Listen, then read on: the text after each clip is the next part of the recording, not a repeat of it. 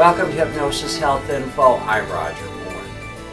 You know, I've been talking quite a bit lately about aging and providing caregiving to seniors, and particularly my mom. And last week I talked about the importance of exercise and for memory and to help build memory and improve brain power. And I've talked quite a bit about my mom and her exercise and the changes that we've seen in her. And my mom moved in with us last December for a few months, and probably got another month or so to go before our house is repaired from the fire. And when she first came in, she was pretty immobile. She didn't move very much. Back in Colorado in her own home, she had one of those chairs that would lift her up and help her stand up in her dining, or there in her living room.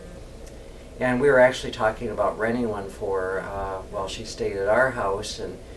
And now I'm actually talking to her about getting rid of hers, or promising never to use the electronic lift part of it.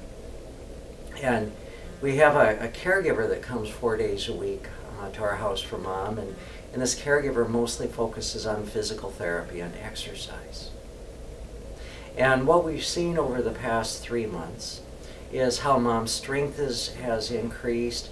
The caregiver has her standing up and sitting down and walking without her walker and working on her balance and stepping up on a step and back down again, and laying in the bed doing sit-ups and working with 1-pound weights on her arms and on her legs, and doing all kinds of wonderful exercises. And this goes on anywhere from an hour to 2 hours every day, or 4 days a week. And just to see my mom's energy come back. She's lost over 12 pounds. She put on 20 pounds since Dad died, and her goal is to lose 20 pounds. And just she's so much sharper and more alert, and seems so much happier now that she's more physically active. And so it was with great interest last week that I was trying to catch up on some podcasts on my iPhone, and I came across one that was from Morning Edition on NPR on February 21st. And it says, as we age, our muscle mass decreases at surprising rates. An average male who weighs 180 pounds might, after age 60, lose as much as 10 pounds of muscle mass over a decade. New research published in the Journal of Medicine and Science and Sports and Exercise find older adults who begin resistance exercise like lifting weights or using stretchy bands may win the battle against age-related muscle loss. The key is you have to stretch a muscle. When you stretch a muscle to the point of straining it, as is the goal during weightlifting, you set in motion the body's natural muscle-building response.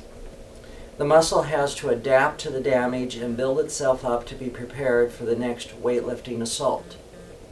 In this way, muscles build fiber and actually increase in size. The study found that among more than 1,300 adults over the age of 50, muscle mass could be increased by an average of nearly 2.5 pounds in just 5 months. Not only did that reverse any age-related muscle loss, it actually built lots of new muscle. Related research found the greater the intensity of weightlifting programs, the more dramatic the outcomes. Adults who lifted the most weight boosted their upper and lower strength by nearly 1/3.